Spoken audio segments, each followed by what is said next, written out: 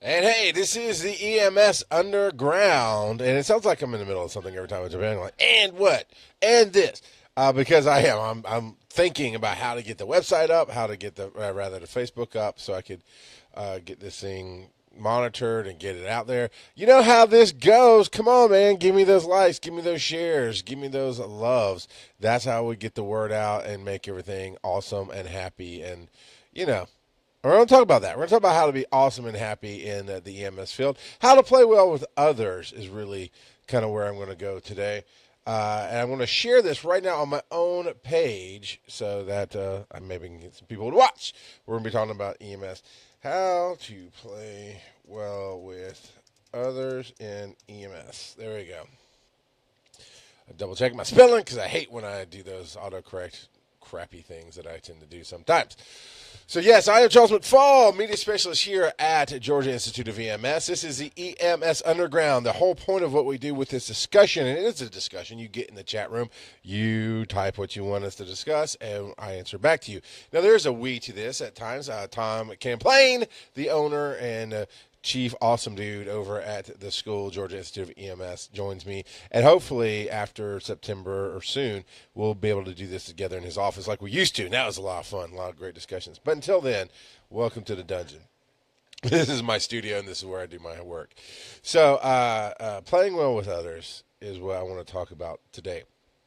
And I want you to like, share this, and all this other stuff. But it occurs to me that EMS and fire in Georgia a lot of times are forced separations, right? I started talking about this last week and then had to run off and handle some business, so I wasn't able to flesh this out. So I talked about the testing and what students should learn, but I didn't get to the playing well with others part. And this is something as a student you need to learn. You have to be the force of change. It could take a long time. So to recap a little bit and to talk about how fire and EMS is set up, either fire and EMS are together, right? They run the service in counties like Gwinnett County and DeKalb County. The fire department, which is run by the county, is also responsible for all the EMS, right? And they do have backups. Private ambulances will be backups. But for the most part, it is the county. DeKalb County Fire, Henry County Fire, Gwinnett County Fire, those kind of things. So they are together. So man, part of the problem, I'm going to start with that right there. So when you can't blame another service, when you can't say we're separate, when there's none of that, when you are together, the issue comes with EMS runs more calls than fire. It's a lot more work.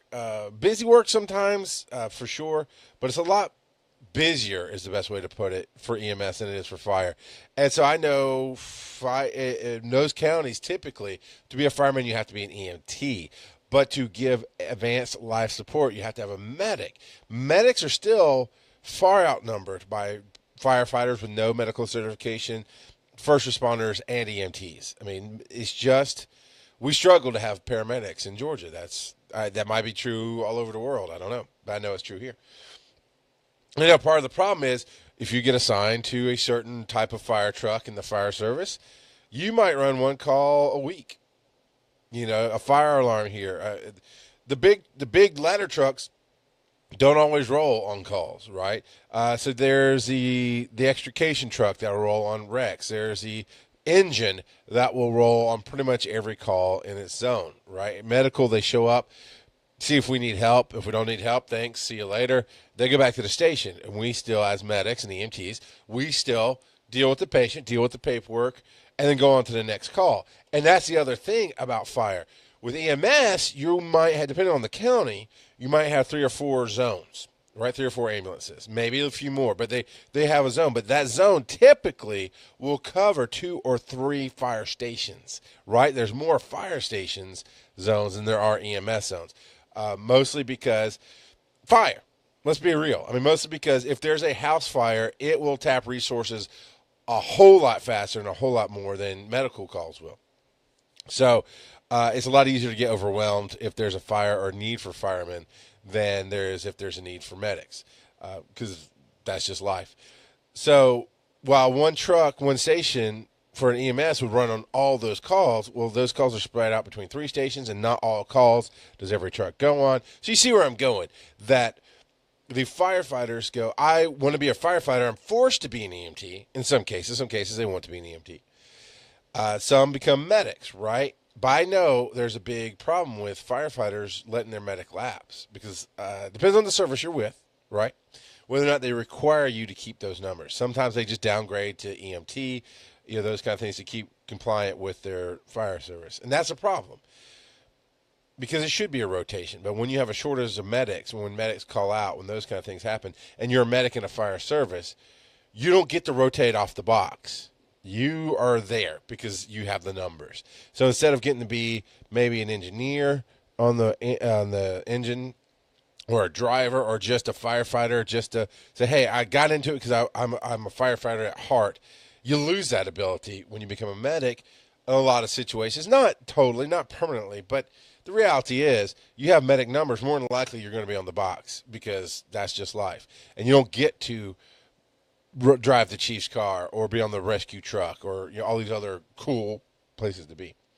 And that definitely causes a problem. And that causes a discord in the house, right? That causes a split because you get angry that you're the one running all the calls and your fellow firefighters are sleeping, or they get to go off on this fire call, but you're the medic. So instead of going on the fire call, which is really what you want to do, you have to go do this medical call, and another ambulance will stand by, blah, blah, blah. You see how this goes. So for those services, that is a huge problem. I've got no advice for you. My advice is to your chiefs and to the HR people going, you need to change that. You need to hire double the amount of medics you think you need then. You need to pay for schooling for double or triple the amount of firefighters to get medic. So you always ensure that your people are happy and they get to do the job they want to do. Because human nature says that as long as I get to do what I want to do, I will take the bad with the good. The bad is some people like myself, if I were to work for a fire service, I'll do the fire training, but I'm a medic at heart. Put me on that truck. You guys go play in the fire. I never want to go into a burning building. Zero desire to go into a burning building. I honestly never want to play with a fire hose. They are dangerous. They are powerful. They can kill you. I prefer to sit back, cool you off, swap out your air packs, be the maintenance guy, right? You're going in, you're saving lives, you're putting out the fire, you're doing what you're born to do. I'm going to help you by saying, no, come over here, drink some water. Here's an ice pack. Here, your oxygen's low. I've already got this one ready for you. Bam, swap it out. I'll do all that jazz. So we all have our roles in life that we want to play. But like I said, take the good with the bad. If I had to, I'd go into a fire. But that to me is the bad. For most firefighters, the bad is doing the medical stuff. I can't help you fix that from a student level. I can't help you fix that from an employee level. That has to come from the chiefs and the HR people who just aren't hiring enough medics for whatever reasons. So moving from that to the shared services, that'd be hospital or private ambulances versus a county run, everybody's together. So I'm going to use Covington, Newton County as an example because they're a hospital run. Or even Rockdale County will make its way in here too. Same situation, right? You have, in Rockdale County where I worked, we had three 911 trucks at the time. We had 2 day trucks, and we always had the ability to put up extra trucks. With admin and office and extra personnel and whatever, we were able to put up extra trucks for if the call volume got bad enough. And, of course, we do have agreements with other counties, like Newton County would come in to help on one side, DeKalb County would be on the other side. I think Henry County's to the south of Rockdale. I don't remember. It doesn't matter. We had people, is what I'm saying. We had agreements, so we always had help. But my one ambulance station would cover 4 different fire stations easily, and that's just in my zone alone. If I'm in another zone or need to go back up because that truck's on a call in that zone, now I'm covering 6 or 7 fire trucks, and you get different personnel, and you get different levels of people who help. But here's where we're going to get to. It's not so much the complaints of running more calls and this and that and the other. It's the problem that you come in going, and it's natural. None of this is judgment. I'm just trying to make you aware of thought process, just make you aware of situations so you can change them. And you can do this as a student. You can do this as an employee, as an EMT. You can do this on any level. Inflict change. I like to inflict change. So I go in as the medic, usually with an EMT partner, and for a while, they were doing shifts differently than the EMS shift. So EMS shift then was 1 day on, 2 days off, so a 3-day cycle. Well, the fire station had a 4-day cycle, if I remember right. I worked somewhere where there was a 4-day cycle, so I wouldn't be with the same crew every time it cycled through, which is hard to build a rapport when every shift I'm working with somebody different, and there's all kind of different baggage and history and things that go into the animosity between EMS and firefighters. That is inherent there. And you might think, what do you mean? They hate each other? Not necessarily. Not necessarily. But I was, for whatever reason, when I was taught as an EMT, I was taught to make everything firefighter proof. Firefighters were stupid. Firefighters were useless, this and that and the other. So I was taught this hatred for them. I think there's some of that on the other side as well. But then you do get the arrogance of the medics. You do get what I'm about to get into with the I'm not a part of your house.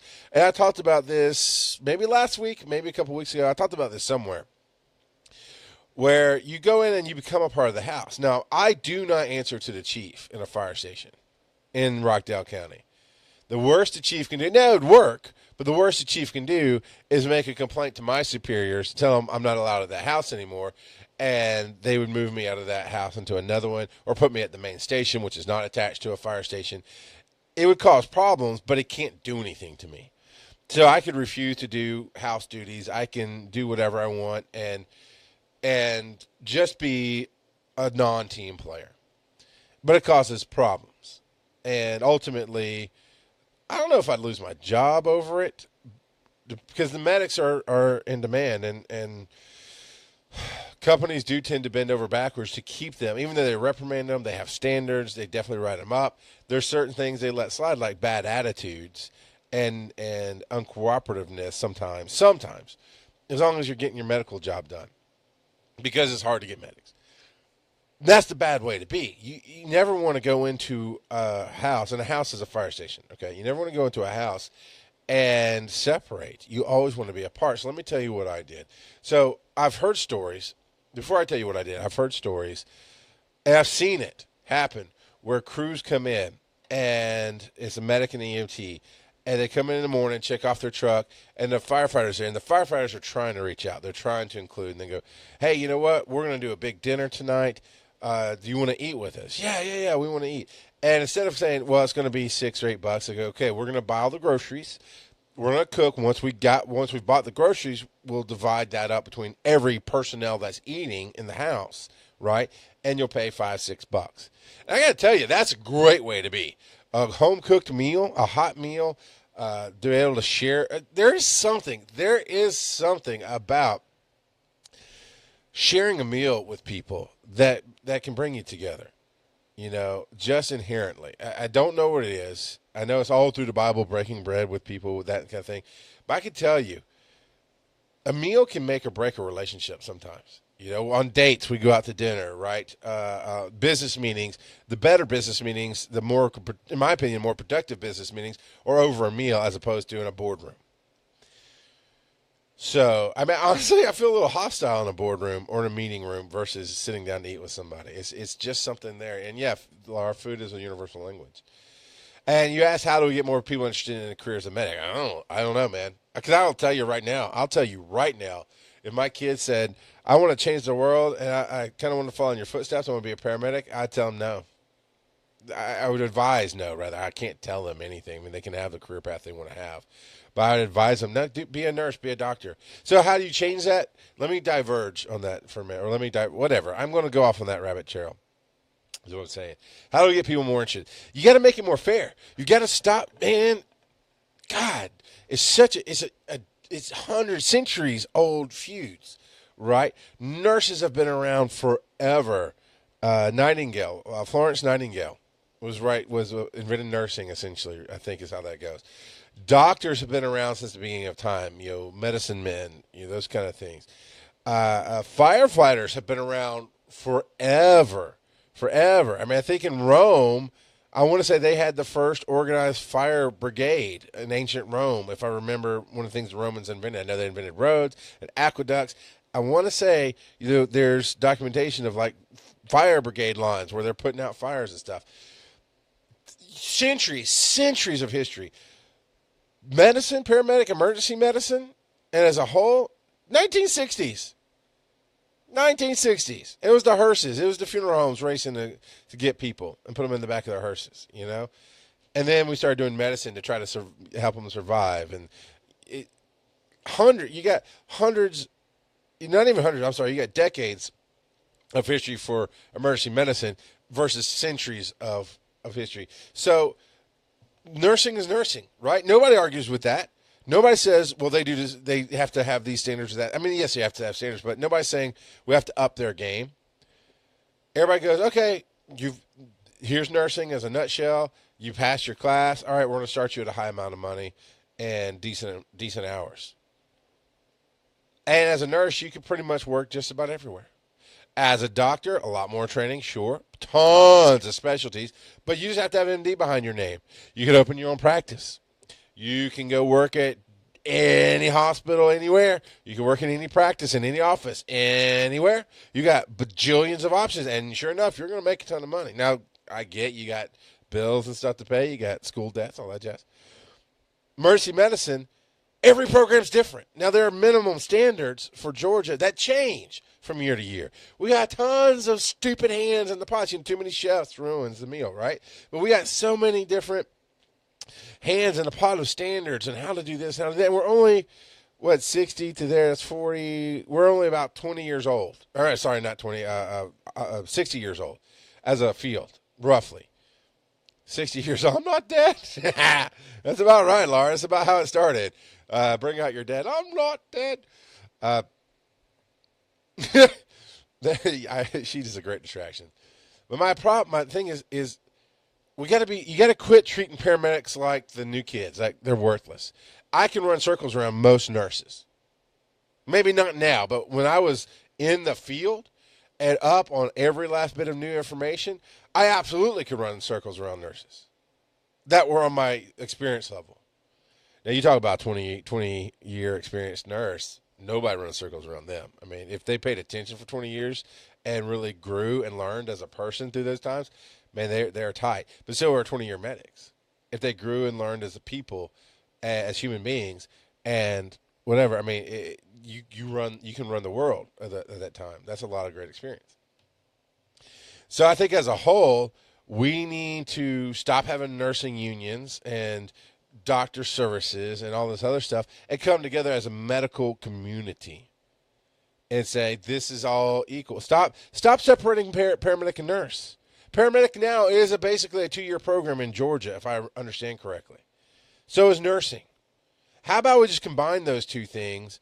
Maybe like doctors have specialties. So you have a base that you all start together, and then maybe you specialize in emergency room medicine. You specialize in certain techniques. Why specialize?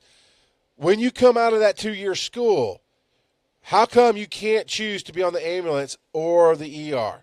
How come you can't choose to work for a flight medic service or a doctor's office? Why does it have to be separate? We learn the same medicine. We learn almost all of the same skills. Why are we separating this? Because nursing unions say nurses are different. So how do we fix that? I don't know.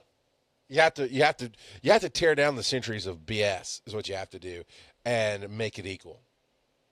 And then more people would say, yeah, I'll go to emergency medical school. And in emergency medical school, when I come out, I have RN/PMDC or EMT-B. I always put PMDC behind my name because you can figure out it's paramedic, but EMT-B is the technical designation. So RN, EMT-B, you have them both. It's a hyphen. It's a slash, whatever. Maybe you come together and make it one certification, period. Call it emergency medical. Just emergency medical. Or something, right? And now that they're equal, now you have all the options in the world, and now everybody wants to do it. And now a nurse can go work in the ER and also have a job on the ambulance. Me as a person, I could go get a job as a firefighter and be a medic for your fire service, but I can also, on my days off, work at a doctor's office that's slower and help with patients there and do that kind of stuff. So it's difficult, and the problem is money and power. Nursing unions are nursing unions because there's a lot of money there and there's power there. Doctors are doctors because there's a lot of money there. There's a top tier of medicine, so there's power there.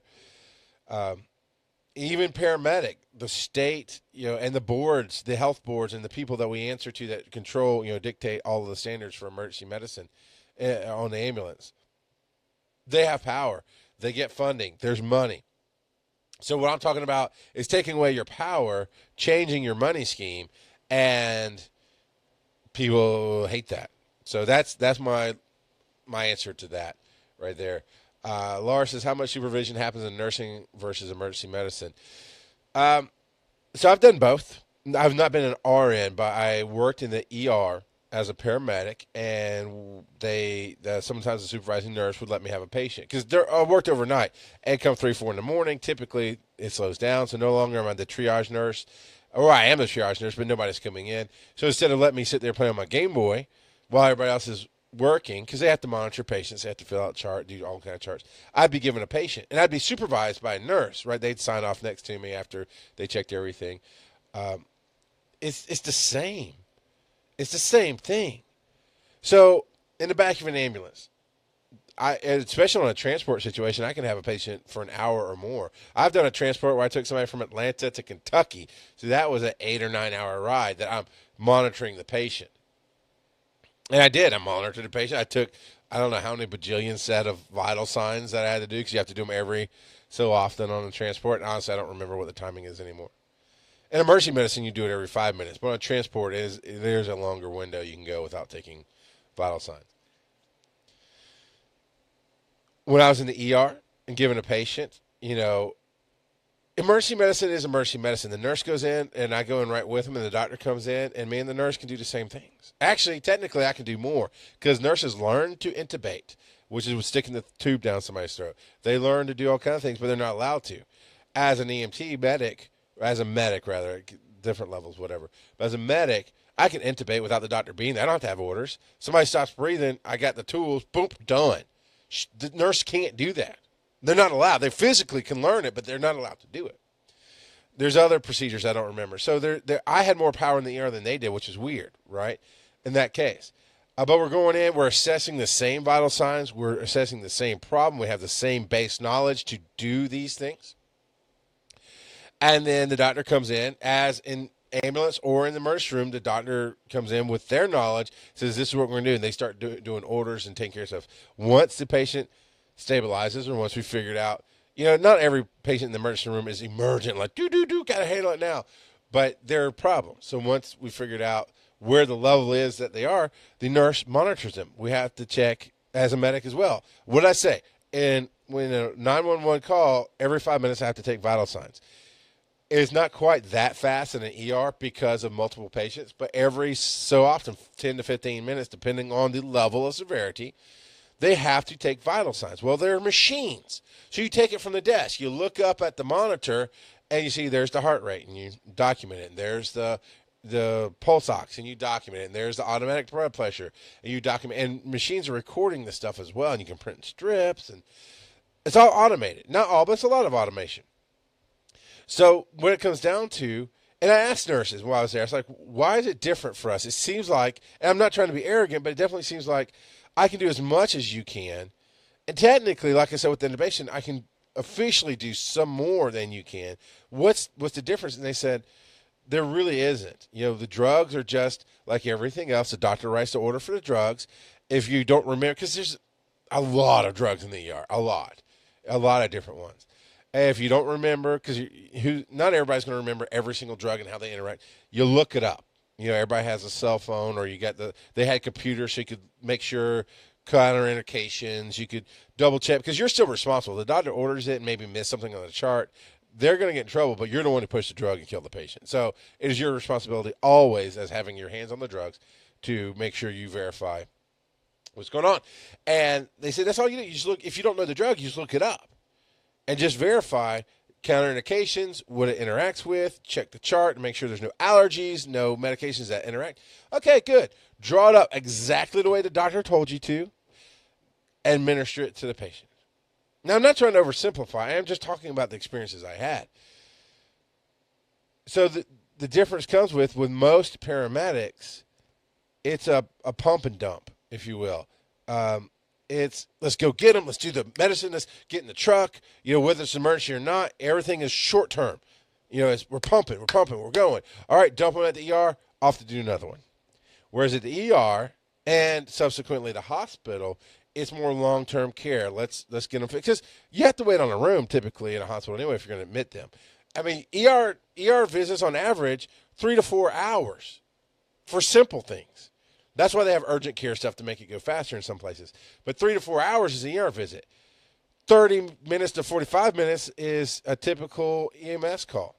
So that's the biggest difference. But it really is just doing what you do. So I don't understand why it's different. I don't get why there's a separation. But that's that. That's to help tell you. Now, technically speaking, there's a lot more doctor supervision. But reality is once a doctor and a nurse really get to know each other and knows how things go, a nurse can just call the doctor and say, hey, on the floor, or if they are calling in a personal doctor during the day, the patient's physician, and the nurses really know them, they can just call the doctor up and say, hey, this is the patient, this is what's going on, I think you would do this, and they're like, yep, that sounds good, and you just make a note per doctor's orders, and then the doctor comes in later and signs off on the charts and double checks everything, but it's not like nurses get their hand held.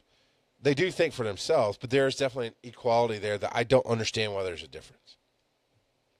But speaking of equality and I don't understand why there's a difference between medics and firefighters. Just because I work for a private company and I'm stationed in your house, why is that a rift? Why is that a divide? And I went in going, no, we're a team. So, I was telling the story about the dinner. So firefighters will offer a dinner, and medics might go, yeah, we'll do that.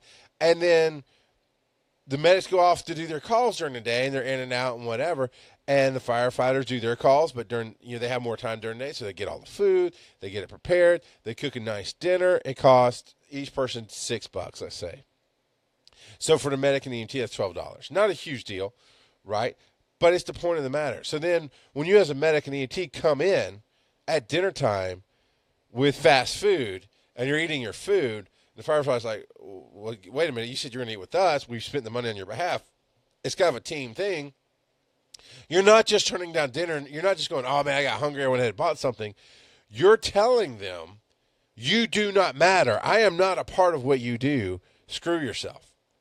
That kills relationships. And relationships are what makes our business work well. If we don't have a relationship with the ER, it's a struggle. And let me tell you, I've been in that situation where the ER and the EMS battled, and it was bad. Patient care still happened, but I hated going into that ER. I hated talking to the nurses, and they hated seeing us, and it was stupid. It was stupid to have a battle, but there was a battle. Firefighters won't come to your call, or they won't really help you. They won't do anything if you treat them like crap. Right now, legally speaking, by the laws of the county, perhaps, they might have to respond to your call. They might have to come give you help. But if you treat them like stretcher fetchers, and I've seen lots of people do that, and that's when, hey, go get our stretcher, and you're dismissing them as non-entities. Whoever wants to do that, please and thank you go a long way. Being smart ahead of time. When the fire's on scene first and they're there and they're getting your vitals, walk in with the stretcher. Don't come in with just a clipboard. And I've seen that happen where firefighters are on scene first, and you as a medic or EMT, you show up with your partner, and you walk in with a clipboard, maybe the jump bag if you're doing your job right, because you should always have your jump bag unless you absolutely know we're just going to go to the hospital, blah, blah, or more than likely nothing's going to happen. It's just a thing. What's it going to do to hurt you to carry the jump bag in? Carry it in, fool. So, but you walk in with nothing in hand but a clipboard, and you look at the firefighters and go, would you go get a stretcher? Or go get a stretcher, man. Or something like that. What is wrong with you? And yes, Laura, we're treating people as people is what we're talking about. And so many times it doesn't happen. And I've seen firefighters. I had a fight with a firefighter, one of my first calls. I won't go into the whole details. But he was a medic. I had no idea because his badge didn't say medic. The jacket he had on was a fire jacket. That's all it had was fire. And he's sitting in my seat, and he's going to intubate my patient on my truck without asking, without anything. He just jumped in when I wasn't looking. And when I went to go get into my seat to handle the patient, all of a sudden he's there.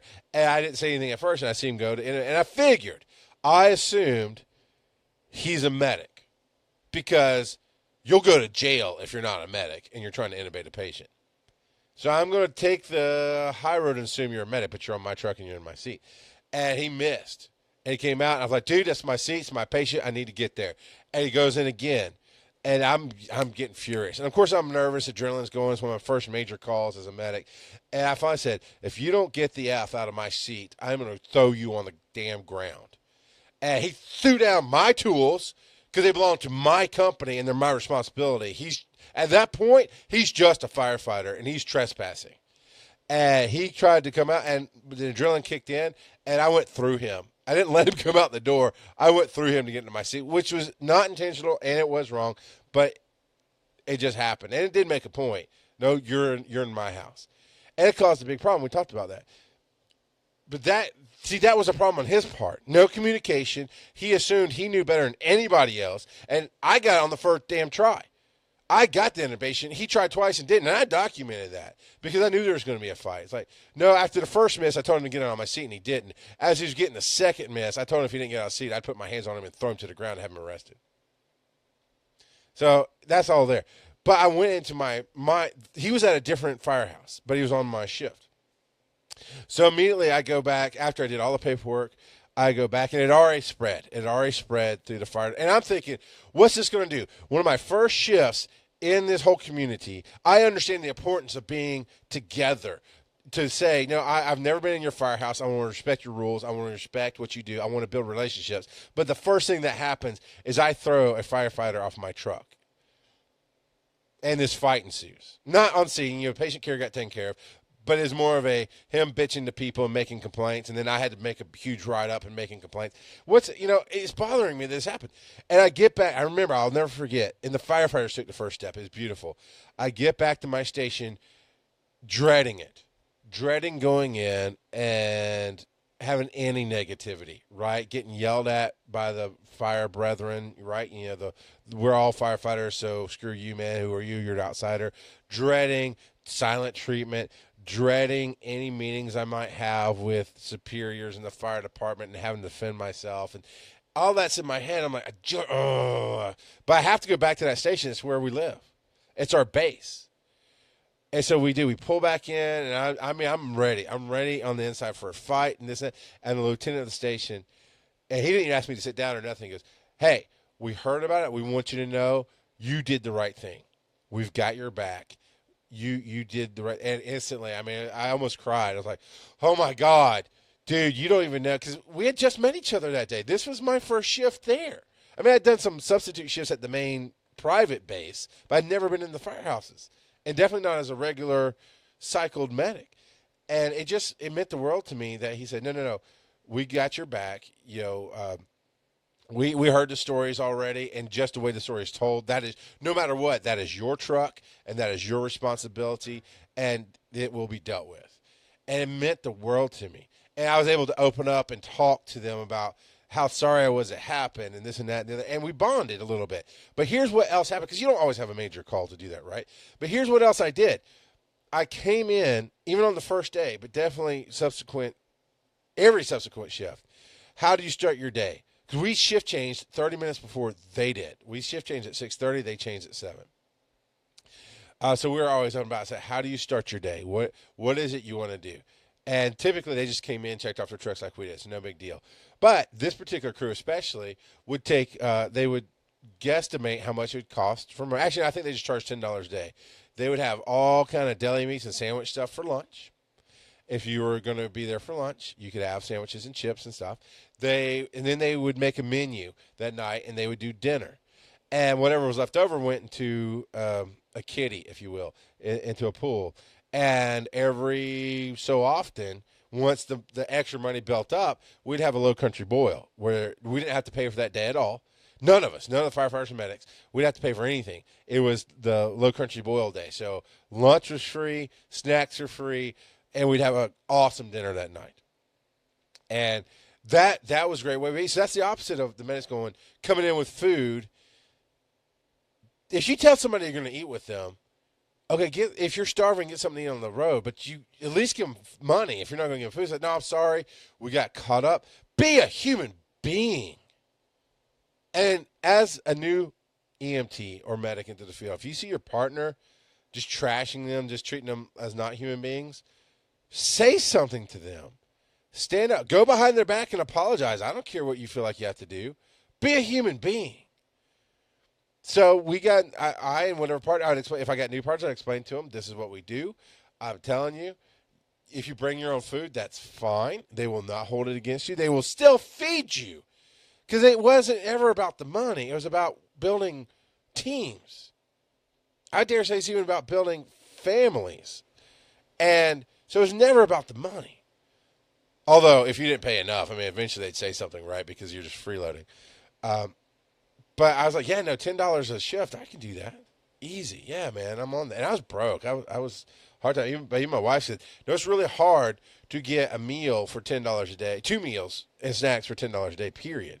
Especially if you're going out to fast food. Especially nowadays, it ain't going to happen. So we always were there. And if we got a call, they'd make sure to keep plates for us. They'd make sure to take care of stuff. And here's the thing. When we weren't running, there were station duties to be done, right? And there was no sleeping before 5, so we would honor that, right? If they were doing training day, we say, hey, we want to. Well, I'll learn. I mean, it's better than sitting around staring at the wall. I'll learn with you, and I'd participate in their training and help out there. But the biggest thing definitely was at night. Now, station duties vary, but typically you got to leave the station clean. So it's making the beds in the morning before you get off shift. The floors need to be clean. Usually the night before, you can vacuum and sweep. And if you get a major call during the night, a lot of times the other crew would understand. But definitely all your dishes had to be done, counters cleaned off. I mean, there's a small checklist of what needs to be done every single day. And then there's one major thing, like washing the trucks on certain days or clean bay. They had a huge 4-truck bay that you could fit multiple engines in. So that had to be clean. Spider webs taken down and sweep the bay and this, that, and the other. So anytime the duties came up, my partner and I led the charge. And many times at dinner, they'd cook a great dinner, and my partner and I would finish, and I would jump up and I would just start doing dishes. And they would try to rotate. They'd try to be fair about doing the duties. Well, you swept last time, let me sweep, and you can do something different. Everybody tried to be fair, and they tried to stop me from doing dishes sometimes. Like, now look, here's my part. You take care of us. I mean, $10 that's nothing to me as far as you take it. The fact that you're considering us, that you're putting us in, that beyond belief, you take care of it. I mean, anytime we get a call, I mean, we might go 3, 4, or 5 calls back to back. They would show up, if it's in their zone, they would show up with sandwiches for us. And say, yeah, we know you didn't get to eat. Here's some sandwiches for you. And because we might have to go on the next call. And, you're not supposed to eat in the ambulance, but sometimes stuff happens. Or you just cram. I mean, you stand outside and cram the sandwich in 3 minutes and then take that call or whatever. It became a thing. So I said, no, this is my way of giving back. I can do dishes. I can handle all that. Plus, I'll jump on other chores. Absolutely. And that's how you make things work, because it's relationships, and human beings need relationships. And if you going, I'm a private EMS service and you're fire and we're separate. Are you? Are you separate when you have the CPR going on? Who's there with you doing it? Firefighters, a lot of times. When there's a fire call, ambulances have to go stand by on structure fires. You're there for the entirety of the call, and you're helping save their lives by making sure they're cooled off, by helping swap their air out, by rehab tents, what it's called, having wet towels and stuff. And your job is not just to wait for them to come to you, is to talk to the chief and say they've been in a certain amount of time, or they've gone in, they need to come out and be healthy. And then you don't make the call. You can't command it, but that is your job, to remind the chief. Travis Jones, and I can use his name because he's a good friend of mine in Louisville Fire Department. So I'm not picking on him. I love the man. But I can say, Travis Jones has gone into that house twice now, I know you're about to call him back out. He needs to come off the line. He has to come see me because it's been 20 minutes, and I know he's burning up. I know his heart rate's up. I know his blood pressure's up. We got to cool him down, take care of him. And the chief usually be like, yeah, absolutely. And, makes the call. You're together. You're always together. First responders. I've worked in counties where first responders were the lifeblood of the county. There was no professional firefighters. They're all first responders. So when I got a call in the middle of the night, that's medical. It's having somebody show up. I really appreciate it. Joe, I can't remember Joe's last name. Joe was amazing. In Morgan County, he always showed up if he was not at work. And he worked in Atlanta, and he would still show up at 3 in the morning to help us out. And actually, he went on to become an EMT and other things. But just having these guys show up, help lift, help do CPR, drive you in, that's important when you need it. So you've got to do the investment. You've got to do the time. Never, ever, ever separate yourself from your team. And the moment you look at their blues versus your blues, or whites or reds or whatever your uniforms are, and say they're different and we're not together, that's you. That's you causing that problem. That's you being the problem. Firefighters are the same. It goes to anybody who says that, is what I'm saying.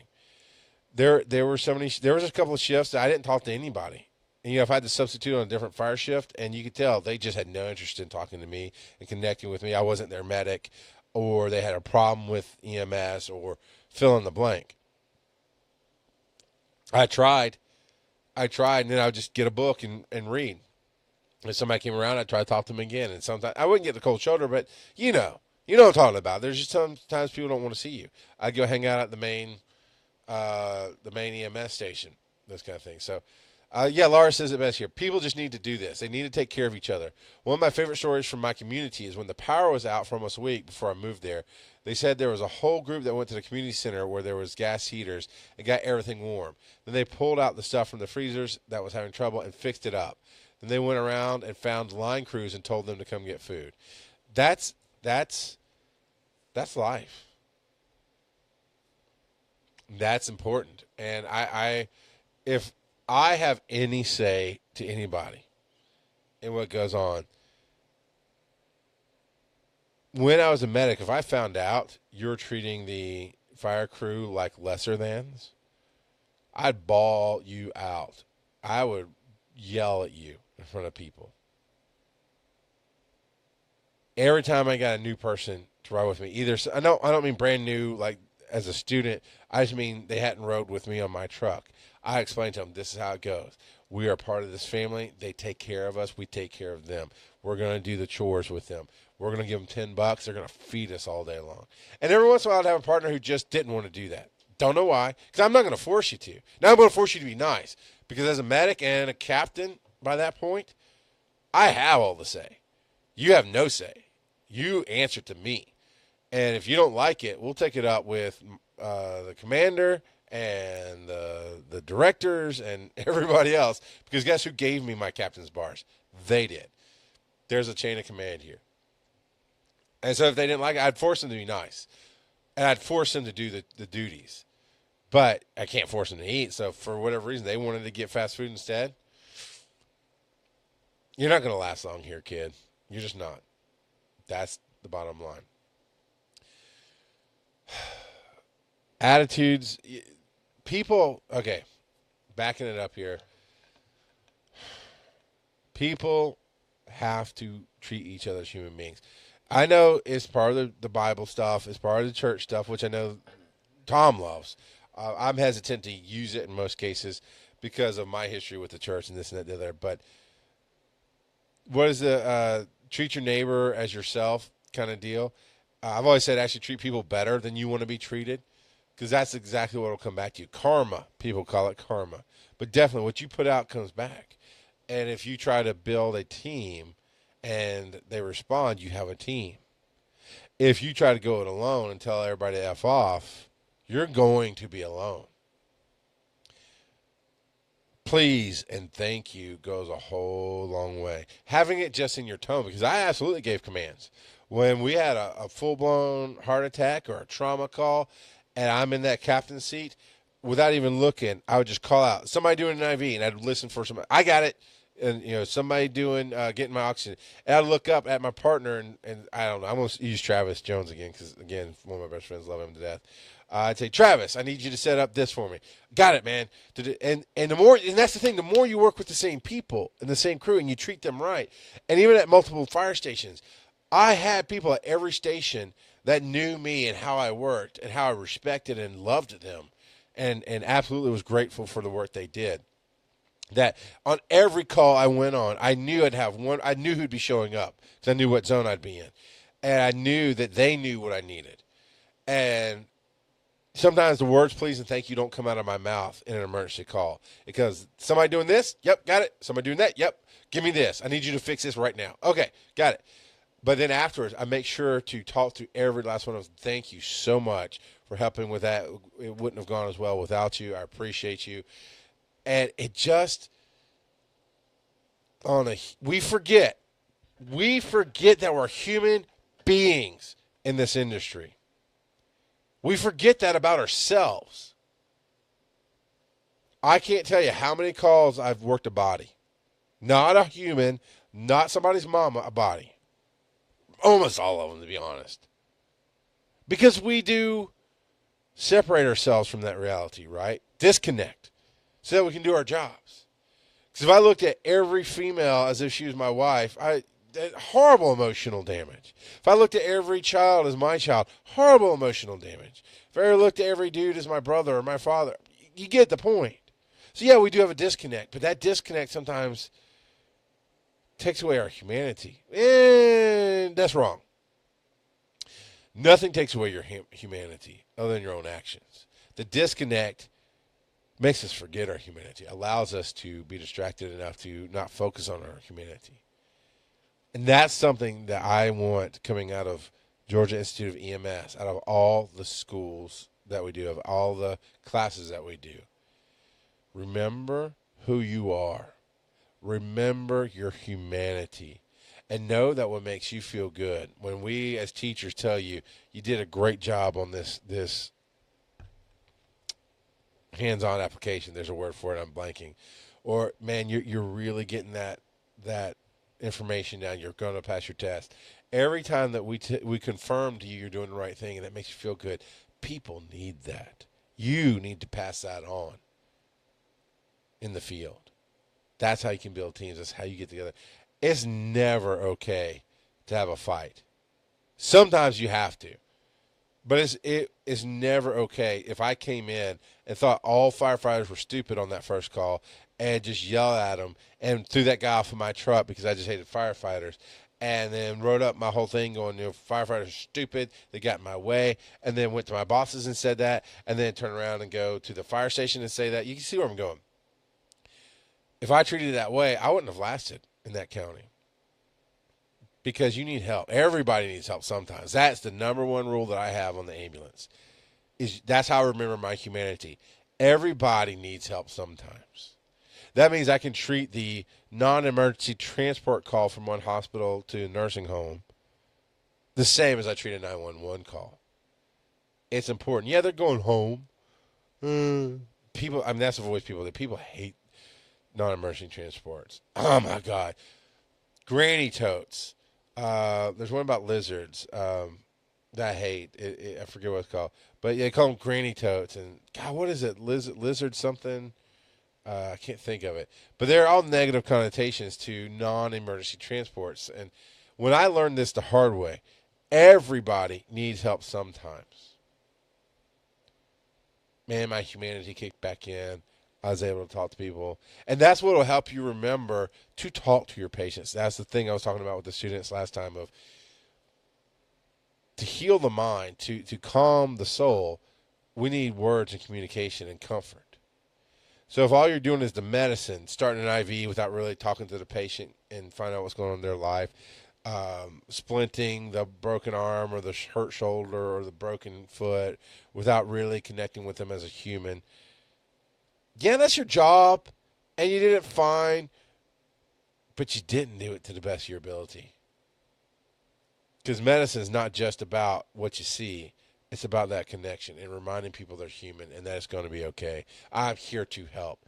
I mean, my buddy used to like to say the phrase, I'm from the government, I'm here to help, all the time, which is a mockery because the government doesn't help hardly ever. But that's the thing. I hate the term hero. I do. I hate the term hero. Heroes die. I did my job, and my job was to help you in a time that you needed help. And I understand, possibly from your point of view, I'm your hero. But in general, when people, this goes for military too, when thank you for your service, you're a hero. You don't know what they did. You don't know if they saw any action, if they ever did anything. Just signing up, just signing up, to me doesn't mean anything. If I just sign up to be a paramedic, do all the stuff, but then I go to an industry that really doesn't do much, it's nothing. If I go in as a paramedic, go to the busiest damn service in Georgia, but all I ever do is piss on people and do my medicine, and I'm by the law, I'm doing what I'm supposed to do, but I fail to connect with people as human beings, that's no hero. That's no thank you. But when you go and you remember your humanity and you take that with you everywhere you go, you will change lives. You're going to change your patients' lives. You're going to connect with the team and change their lives. In the firehouse, you'll connect with other trucks, other shifts. Oh, my God, the worst fight ever is when one shift hates the other shift. And all they do is bitch and complain. Well, they left dirt on the truck. Well, they left their dirty gloves out. They didn't do this. They didn't restock. No, man. I always teamed up with the medics I was relieving. In front of me and behind me, there's 3 shifts. So I always had the same person behind me that I relieved. Then I had the same person in front of me that took care of my, relieved me. And communication and humanity. And I always talk to them like, hey, I'm sorry. I didn't, get such. We just did these calls. I meant to go by and get this stuff. I didn't do it. I apologize. All right, no problem. Now, if I do that every time, they're going to be like, dude, come on. Get your crap together. But, when I come in and they're like, hey, we washed the truck, but we did this stuff. Is there? Nope, don't worry about it. There's some people who be like, I'm going to wash it for later. I'm like, don't you dare. You go home. I got this. That's stupid to stay late, off the clock, because we had a certain way we signed out. They'd be off the clock, but they want to take care of that. No, I got you. Grace, mercy, love, connection, humanity. These are the things that make this stuff flow, as opposed to finding out from your supervisor, well, that medic never said anything to you, but they write you up every shift because they say you leave this, say you leave that. How much effort does it take to write me up versus to say, hey, man, you left some crap on the truck. Would you stop doing that? Yeah, sure. Sorry. We're all humans. We make mistakes. We get lazy. I'm harping on it, I know, but it's important. It pisses me off to hear stories of EMS crews fighting with fire crews or EMS crews fighting with other EMS shifts. One service fighting with another service. One person fighting with another person. Why? Like I said, I know there are some good answers to why. But most of the time, if you ask why, there's not a whole lot of a good answer there. All right, let me scroll through, see what else we've got going in. Because I feel like I'm going to keep circling around that. And I think you get the point. Be nice. A Hard Rock Cafe. Love all, serve all. That's what we do, man. That's what you're supposed to do. Remember who you are. Remember your humanity. Remember why you wanted to do this. Because if you want to do this just to see car wrecks and broken bones, I hate to break it to you, unless you go to the busiest shifts in the state, you're not going to see a whole ton of that. It's just truth. Most of your calls are going to be medical. Most ambulance calls are medical. A lot of car accidents are minor. The cars look like trash. I've seen online, but I've seen in person, cars that were ripped in half and demolished. But that driver's seat was just fine, and the patient that was in that driver's seat walked away with some minor scrapes and bruises. So you're going to see an epic scene, but there's not a whole lot to do there. You go work on a racetrack. Now, see, here's the thing. Laura. I've worked a racetrack. Those accidents aren't nearly as bad as they seem like they are. And they don't happen that much. I worked a motorcycle drag race, which is the most dangerous of races, in my opinion, technically speaking. And watched them do the stunts and watched them peel out and got a headache from smelling burned rubber all day. But nothing. Nobody wrecked. Nobody got hurt. And I wasn't disappointed because I realized this is humanity. And, I was bored. I had to spend 8 to 10 hours at this racetrack reading a book and hanging out with my partner. And that was cool to hang out with him. But I mean, after 8 hours, this is like, literally, I had nowhere else to go but in the truck. Now I can walk around a little bit, but it's a drag strip. Where am I going to go? So, I was like, that part was boring. But not knowing that people didn't get hurt was cool. Trauma leads to news. If it bleeds, it leads, right? You hear about massive car wreck with this many dead, but you hear about those, and they're spread out all over the place. And you know how many accidents happen in Atlanta every single day on 285, 85, 75, 20, Georgia 400 that you don't hear about? I mean, you might kind of get that traffic report, accident moved off to the left, blah, blah. It's because nobody got hurt. But we have to deal with it. So we have to get through all that traffic, stand on the side of the road, and bandage an arm or get a refusal, put a Band-Aid on, whatever, get signatures, figure out how to get out of there, clear the road, have DOT yelling at us. We need to get the road opened. Firefighters, partnering up with us going, we all want to be off the road. Nobody wants to be on the road for any reason. It's hot. We stop traffic. There's not a whole lot of danger if you do it right, but it's hot, man. I hate working on the road. It's freaking hot.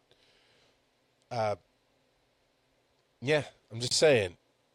I believe most people get into this field to serve, but we forget who we serve, and that's everybody, every human being out there.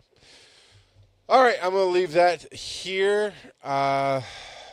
See if there's anything else going on. Yeah, and you're right, Laura, this applies to life. Husband and wife, co-workers, friends, roommates. I was just on a show called Bed Love Beyond. That's actually hadn't aired yet. I just recorded it yesterday.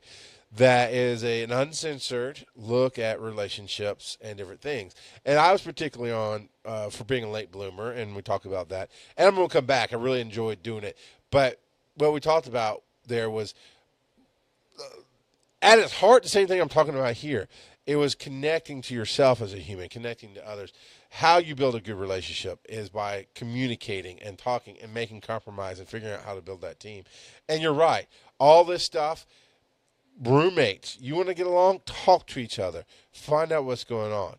Sometimes, as in marriages, roommates, work, all this jazz, sometimes you find, you know what? This isn't what I thought it was. I came in maybe with the wrong notions, or maybe you miscommunicated to me what you thought we were going to get out of this whole interaction. Because if I say relationship, you think dating most of the time, but this interaction.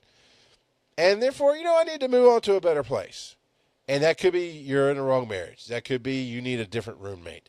That could be you need a different job. But yeah, all these things definitely apply across the board. When you don't communicate what you want and need, and you don't listen to see what you can give somebody else for their wants and needs, you're going to be separate and you're going to be left out alone. All right, man. Laura keeps me talking. That's what she does. She's really good at that. But I am going to take off here. So check us out every Thursday afternoon, 2:30 p.m. Eastern-ish. And Georgia Institute of EMS on Facebook. Follow this page so you can get the live notifications. Hit me with your topics. Post them on the page or email emsu@gaiems.com. Let me know what you want to talk about, what you are dealing with, what pisses you off, what makes you happy, what you love about the job, maybe what you hate about the job. We'll talk about it all.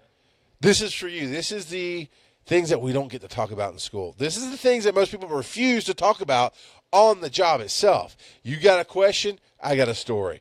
Hit me up. Hit Tom and I up. We're going to be back together very soon to be doing this together, to give two different viewpoints and definitely different histories, talk about different topics. But we want you to be involved. So come on, hit us up on the Facebook page. Email us. I'll tell you that again. emsu@gaiems.com. Get what you want out of this because we want to help you. That's what we're here for. All right, until next time, check out the website, GeorgiaInstituteofEMS.com. or GAIEMS.com will get you there as well to see what classes and things that are coming up. We got a lot of great things going. And coming this fall, I believe we're going to be adding more ACLS, PALS, CPR, those kind of things. And you know what? Go out and love somebody, because that's what you need to do.